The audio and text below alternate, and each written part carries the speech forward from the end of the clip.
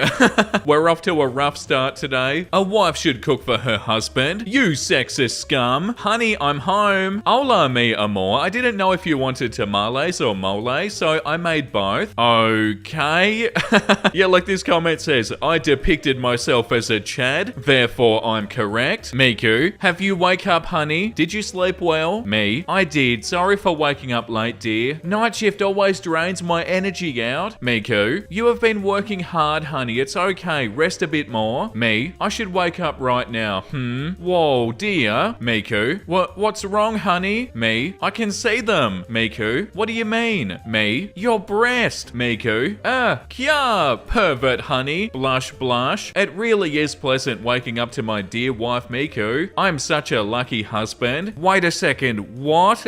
So you're a married couple, but you're freaking out by seeing them, I suppose? Yeah, like I know they're talking about a completely imaginary relationship, but that's kind of confusing. Ladies, hear me out. OnlyFans, but it's just one fan, and you bear his children and he takes care of you for life. A miracle. Yeah, the top comment, "The Chad dog is so horrifying and it thoroughly scares me every time I see this post." Yeah, I was not ready to see Chad dog. Oh my god, they've got a full hentai outfit with the matching pants. Whoa. Full on dedication. Imagine having this little shame. Like, it's awful, but it's kind of impressive how confident they are. The top comment, "Protecting your virginity with the armor of 1,000 cringes is no crime. What cosplay meant, how thoughts ruined it." Oh my god, god, they'll complain about anything. The same as incels, you can't please them. Yeah, like this says, women are never interested in my hobbies. I feel lonely. Women ruin cosplay and video games. They only pretend to like it. The Neckbeard dilemma. Yeah, either way, you can't win. Oh, 1 star. The staff and employees at this gaming store have zero respect or integrity where customers are concerned. I was told to leave a gaming session simply because 1, I engaged the cashier in simple and friendly conversation, then respectfully inquired if she knew any women who were single, and 2, the father of a girl I started talking to made a false accusation against me just so I would be kicked out and wouldn't talk to his adult daughter, who I might add was very receptive and interested in me. I wasn't even given an open ear to hear what I had to say on the matter. If the basis of someone getting banned from the store is just he said, she said, no one at this gaming store has any ethics whatsoever, and their customer service is in extreme need of remodeling. I demand my $10 back from the gaming session I wasn't even allowed to finish. Seemingly some or all of the staff are antisocial sociopaths, and trying to network friends or more is taboo or makes them uncomfortable. If you're also trying to meet people or you're a player too, I would definitely avoid this store at all costs. And there's a comment here that says the owner went on Facebook and is getting virtual high fives from everyone. Their official response, thank you for this 1-star review. Our staff warned a customer who was making unwelcome advances on women in our space. He ignored the warning and made another unwelcome advance, so staff acted quickly to ban him. Socializing is hard sometimes. Our store aims to be a space where lots of people can find a safe, comfortable, fun, welcoming place to make friends and enjoy our hobby together. Unfortunately, that sometimes means addressing bad behavior and removing people who persist in it. May every creeper leave a similar 1-star reviews on how we didn't tolerate their actions. If you're not a creeper, feel free to drop us a positive review to offset it. And also, it says here, and if you're wondering, yes, they looked him up to see if he was a you-know-what offender, and yes, he is. Frame this and put it over the cash register. Very proud of this business. I've known the owner since we were kids. He's doing a hell of a victory lap on Facebook. Wow, that's so awful. I'm so happy they responded to it. Yeah, listen, there's actually a lot more to this story. Dare I say, icky, gross, yuck. The Virgin Mary was 13 when she gave birth to Jesus, thus the Bible is a lolly-dusion. So if the UN bans lollies, they also have to ban Christianity. The UN is banning lollies? What are you talking about?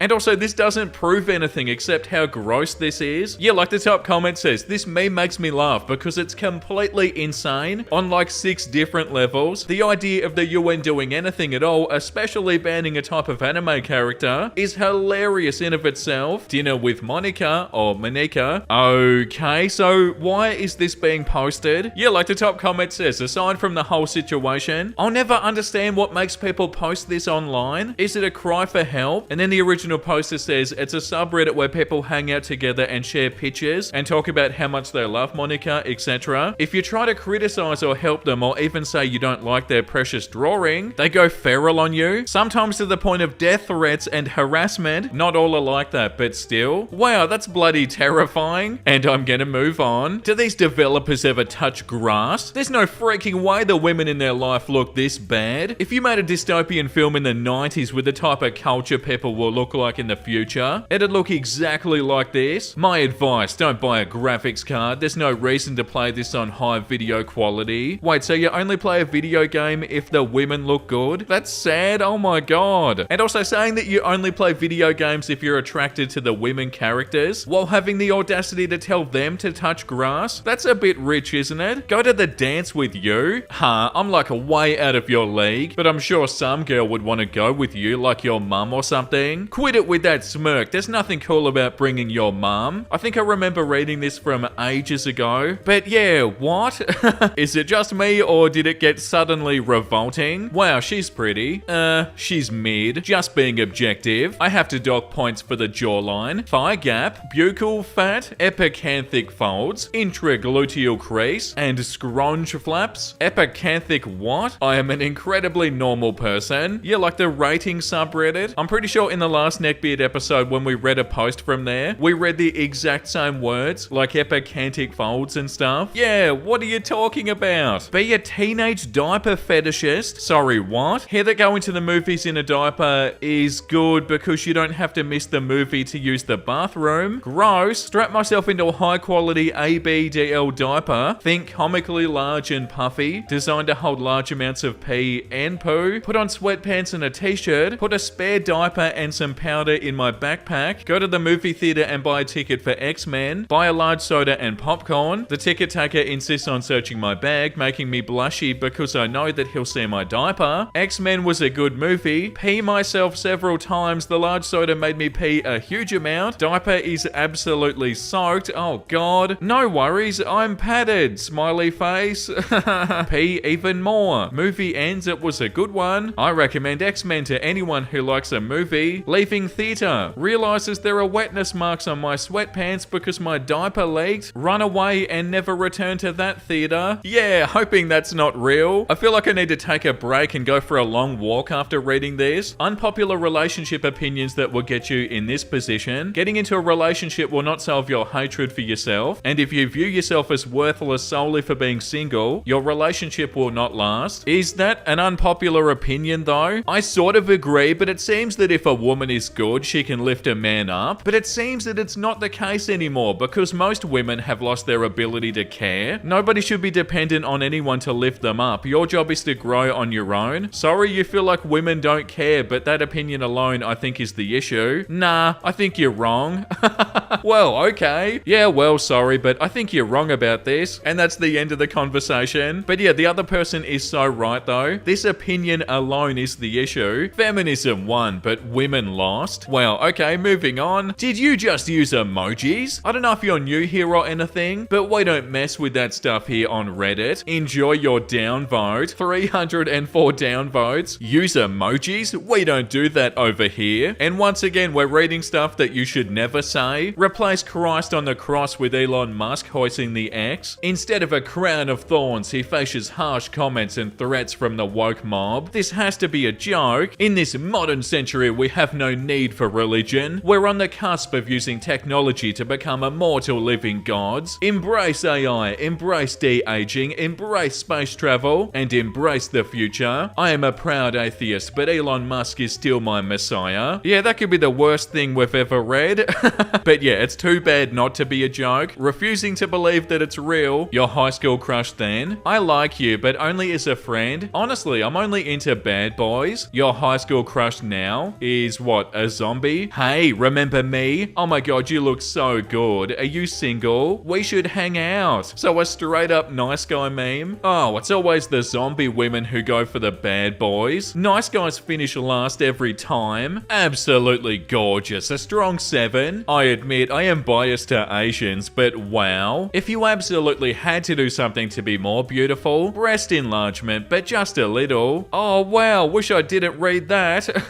This has been an adventure of a video, guys. It's nice to be back on this subreddit, even though it's kind of awful at the same time. Strange how we have a country named after Chad, but not a single geographic location named after gamers. Counterpoint, the Virgin Islands. Blocked. Ah yes, the country that was named after Chad. But yeah, I get the feeling they're joking. Evening, milady. Or morning, rather. I'm speaking to you, thought. I think about this every time I use Tinder. Yeah, the fact that somebody can say something like this and not think anything of it is terrifying. Single women, miserable, lonely, unwanted, unworthy, unsafe, broke, unstable. Married women, happy, blissful, respectful, soft life, respectable birthing of kids. Single men, desirable bachelors. Married men, respectable providers. So what, if you're a woman and you're single and you are happy, you don't exist or something? Bro, so many women are so happily single, and it doesn't matter how much you repeat this stuff to yourself, it doesn't make it true. Like, all single women are miserable and all women hate nice guys. It has the exact same energy. I assure you, mother, society is the reason I can't get a girlfriend. Okay. I drew this tattoo design 2 years ago and it hasn't been booked, so I brought it with me to the expo, totally expecting someone to snag it while I was there, and no one did. Instead, someone came up, saw the design and said to me, Jesus Christ, bless your heart. If you know, you know. Like, I know tattoos are very personal and you can get whatever you want, but yeah, this could probably do without being permanently on somebody's skin. Why I hate using voice chat. Hi guys, this is one of my many encounters with the Neckbeard. This one encounter started on GTA Online. So I usually play GTA with my friends over Skype because I'm antisocial and I hate playing with strangers, but on this day none of my friends were free and I wanted to play play just because I had nothing better to do. I joined a random heist, and while in the lobby I got a message and I was asked to switch voice chat on so the team was able to communicate better, to which I complied. Most of the guys seemed nice enough. It seemed like some of them were friends who needed some extra players. Unlike other times I played with strangers, they didn't really seem to care that I was a girl, apart from one guy, the neckbeard that this story is about. You may be wondering how I knew he was a neckbeard without seeing his face, but just the way he talked to me I knew. To be honest, I saw red flags as soon as I saw his username, which I won't reveal, but it was something like Lone Wolf 123. So yeah, we'll call him Lone Wolf. Now I can't remember the plot of the heist entirely, but we had to break into this farm and steal some cars while shooting the gang members who own these said cars while we were in the car heading to where the mission was. We just kind of talked a bunch of crap and it was fun until Lone Wolf insisted that we had to strategize. He kept insisting that I stayed in the back so I don't get shot and the rest of the guys must protect me at all costs. To this I simply replied that I didn't need protecting and that I can handle myself fine, but he still kept yammering on about how the gentleman should always protect a lady no matter what. When the shooting began, I paid no attention to Lone Wolf and just went wherever I wanted to, and I got everyone I could, but Lone Wolf kept on moving in front of me and kept on saying stuff like, "I'm here to protect you." Oh, girl, please. One of the other guys, we're gonna call him Chad, stuck up for me and said that I could handle myself just fine and that he should focus on the mission instead of protecting me, to which Lone Wolf went on a rant about how a true gentleman should behave, and he accused Chad of being one of those guys who has no respect for women and just wants to see their boobs. To this, Chad was like, "What the hell?" But I insisted that we just dropped it and continued the mission. I ended up getting along well with the other guys. We had a similar sense of humor and they invited me to do a few more missions with them. And of course, Lone Wolf joined. The more we played, the more Lone Wolf began talking about anime and Vocaloid, singing anime robots to those who don't know. He kept telling us that we need to watch anime, and I made the mistake of telling him that I used to watch loads of anime a few years ago. After I told him, he repeatedly asked me 1,000,001 questions about what anime I watched, to which I replied basic ones like DRRR, FMA, etc. To which he replied saying, "Wouldn't a girl want to watch cute animes? Like insert anime about schoolgirls here." He then recommended me a bunch of animes that all seemed like the standard anime that a neckbeard would like. You know, the ones with schoolgirls that have a bunch of panty shots and the girls making obscene noises like "yeah." I politely declined and I said that I wasn't into anime and I'd rather stick with being a K-pop fan. He replied, and I quote, "Oh please, Japanese girls in anime are way better than those pretty boys who dance around in shiny clothes. And the girls don't respect themselves like the Japanese do. They act like thoughts." Girl, I got so triggered. I can't even recite what I replied because I went off defending my favorite girl groups. And at this point, the rest of the guys listening to the conversation were trying to contain their laughter at my frustration to this point. In the end, he said, "I'm sorry that your Korean girls are just inferior to the Japanese cuties, but it's just facts. But I'm sorry I offended you, miss. If I could eye roll through text, I would." After a while, I had to go, and because I liked the other guys, I told them that I'd add them on Snapchat. And of course, a Lone Wolf insisted I added him too. A few hours later, I get a notification from Lone Wolf, his snap name being the same as his screen name. And oh my god, I opened the picture to see a selfie of the greasiest neckbeard I've ever seen. Though lacking a fedora, it's all about the inner fedora. He had slicked back, dirty looking hair in a ponytail, horrible looking skin, it looked like it had never been washed, and a black shirt with a wolf howling into the moon. In the background, I saw an anime body pillow and a very messy room, though it was quite dark. I saw crap all over his bed and disgusting anime posters all over his room. Now, I feel bad about this, but I screenshotted it and I sent it to the group chat that was made with the other guys, and they were of course dead, and they were the ones who suggested I submit my story to this thread. Lone Wolf kept demanding to see a picture of me, so I just sent him a selfie I took the other day, and I'm not gonna lie, I'll be humble, I'm pretty, so I knew that that wasn't gonna end well. He began to call me a goddess, and that I look like the brunette sleeping beauty. To top it all off, he said, "It's a shame you don't like anime and J-pop, otherwise you would be the perfect woman for me." After he said that, he quickly got blocked as I had enough, and when I go online, I pray that I don't end up in the same server as him. Wow, that was so fun to read. I don't know what it is about neckbeard stories, but they're so fun. And yeah, hopefully I haven't read this one a long time ago. It didn't seem too familiar. My brother, the beard. Yeah, I've been avoiding posting anything about my brother for a while now, but tonight he went way too far. I'll start by introducing my family. Me, 16 years old, only female in the family besides my mum. I can usually be found outdoors, longboarding, running, playing sports, you name it. Fi, my oldest brother, 24, he's a medic in the Marines and has done 2 2 tours in Afghanistan. He's a tough dude, obviously, and he takes no crap. Brain, my second oldest brother, 21. He's currently attending a highly competitive and respected college for nuclear engineering. Definitely my closest brother. And then F up, my neckbeard brother, 20. He went to community college for a semester before deciding that it wasn't for him. Now he mostly sits in our basement and leeches off our parents. Ma and Da. Da is always working, so I rarely see him. And Ma is an overly sweet lady who can't say no. Alright, so the story takes place over the weekend, culminating in the events of this night. This weekend is significant because it's the first time in 2 years that our whole family can be together at once. Friday, Brain and Fire came home together. We all sat around a fire and we caught up. We had to bribe F up with food to get him away from his games. It was all harmless small talk. Saturday, we had a big eventful day of activities. Fire and I went out and started the day with a hike through a local park, and then we spent the rest of the morning having friendly competitions, culminating in a foot race back to our house. He would have beaten me handily, but he stayed back with me and let it come down to a sprint to the finish. Anyways, we both crashed down on our front yard, and also right into a heated debate between F up and Brain. Long story short, F up was trying to convince Brain that his education was useless because you can learn anything that you need from the internet. Universities are just a scam. We let that one go because we didn't have 5 hours. Saturday's dinner came with a big announcement. Fire was leaving the Marines and going to college. Yay! Needless to say, once we all finished congratulating him, F up chimed in with some crap about college being a useless scam, and then looked directly at me for a little too long. We ended the evening with a nice family game of Cards Against Humanity. F up got real uncomfortable whenever I played something that was at all sexual. What? He basically ended the game by pitching a fit over how it wasn't appropriate for someone like me with virgin sensibilities. I'm not a virgin, he is. Sunday, today, F up was fully displaying the beard today. At church, he sat next to me and whispered edgy crap to me the entire time. At brunch, he interrupted my dad during the prayer by saying, "Can we just eat? We already did this crap for an hour at church." After brunch, he sat in his den until dinner, only gracing us with his presence when he wanted food. Dinner was when things started to get weird. He sat next to me even though Brain usually does. Then he refused to move. He insisted that he get any piece of food that I wanted for me, and he even reached over and cut my steak for me. What? He would constantly brush his arms and fingers against me. Needless to say, I was uncomfortable. Yeah, this better not be real. After dinner, we sat in the den and he chose to share a love seat with me. My parents went to bed early, so it was just us. We talked for a bit, and I guess F up took something I said to mean something, because he said that he was going to bed, with a wink to me as he left. When I went to bed an hour later, he was naked in my bed. What are we reading? I screamed and I ran back downstairs to Brain and Fire after I told them what happened. Brain took me to his room until I calmed down, and Fire went after F up. Brain went out to see what was going on, and apparently everyone was lying into F up, especially after a quick look into his browser history showed lots of wincest and lolly stuff. Apparently he thought me and him were gonna do something, despite him being a fat basement dweller and also my brother. Anyways, during the night, F up accused Fire of wanting to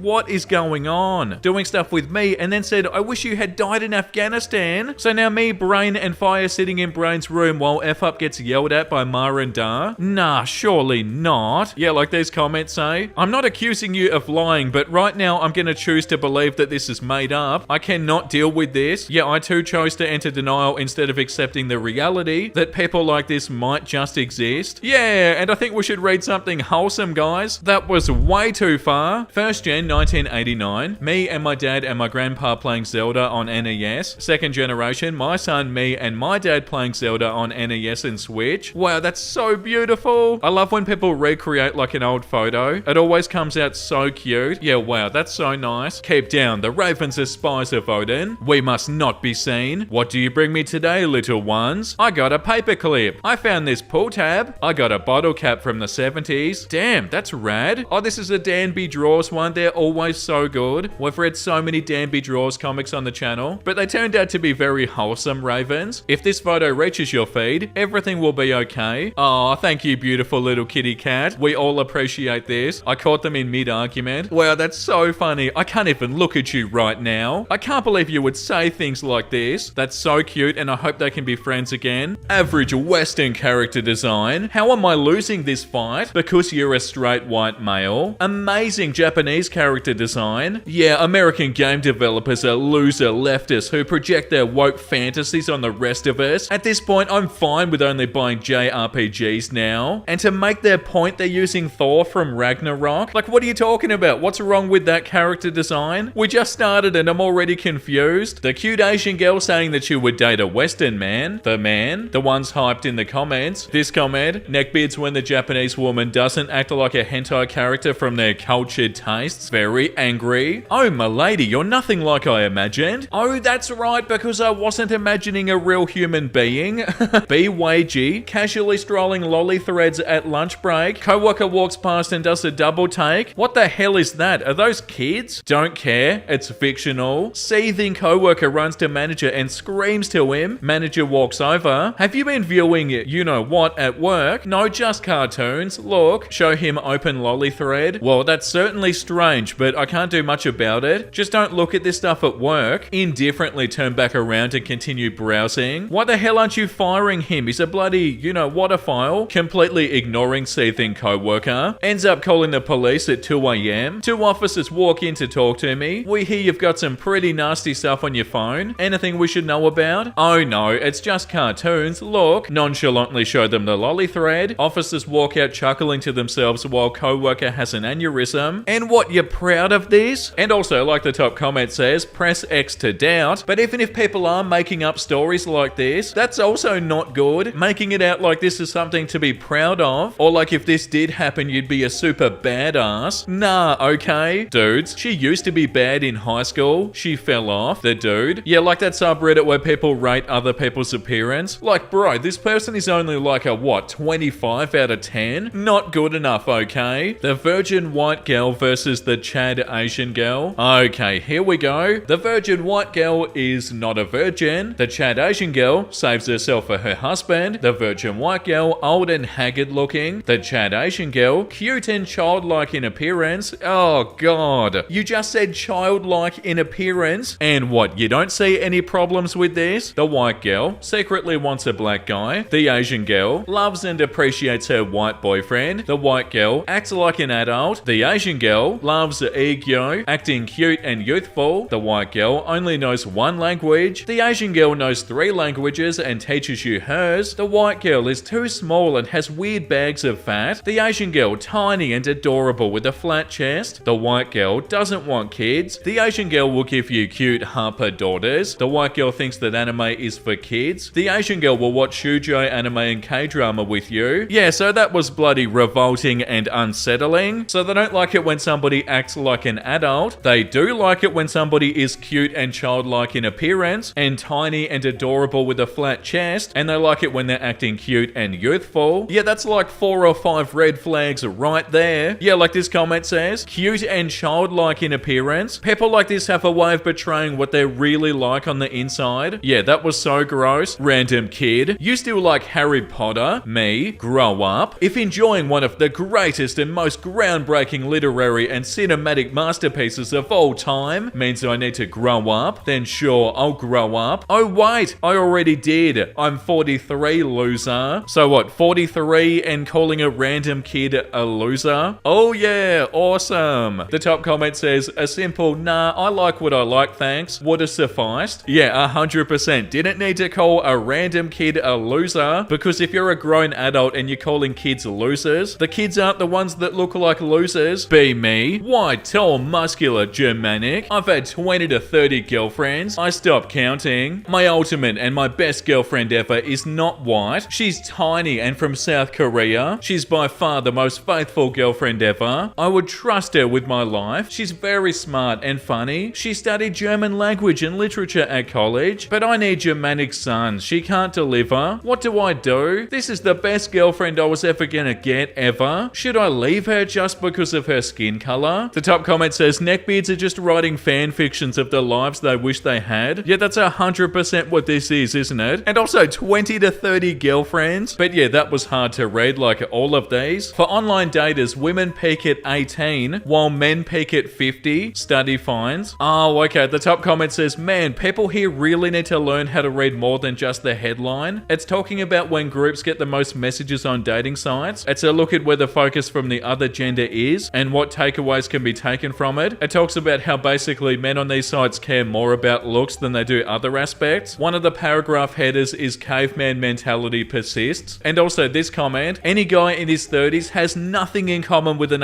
18-year-old girl. It's so weird and gross. I'm 38 and an 18-year-old girl is basically another species to me. I don't even think we speak the same language. Women do not peak when they're still a teenager. What the hell? Yeah, 1000%. Weak men without children remain in a childlike state. Agree or disagree? Weak men will tell you that having kids is too hard. Strong men will tell you it's the best thing in the world. Yeah, but people don't just not have kids because it's too hard. Some people are completely not interested in having kids, and also don't make people feel like they should have kids when they don't want to have kids. You don't peer pressure people into having children. They'll end up being awful parents. And yeah, if you don't want them, of course you're not weak. Neckbeard kisses my hand and then bites my neck. Okay, first of all, if I make a mistake in writing or grammar, sorry. Spanish is my native language, but I've been learning English for 5 years. But still, I'll use the damn Google Translator to translate this up. Well, it was something like that. I may not remember something since this happened a while ago, and I also have a crappy memory. Yeah, that makes two of us. Me and my girlfriend, whom we'll call May, had gone out to eat at a mall. May is an incredible person. She's tall, 6'3", strong, and she treats me as if I were her daughter. I'm practically short and flat chest. I measure 5'2". Then May and I went to an arcade for a while, and then we rested right there. We were talking about what we should do next until a big guy about 5'7" with a beard that reached his neck started to approach us when we noticed that May and I were wearing Zelda shirts. He sat right at the table where we were without even asking if he could sit with us, and then asked us, "How are you on this beautiful day, my beautiful damsels?"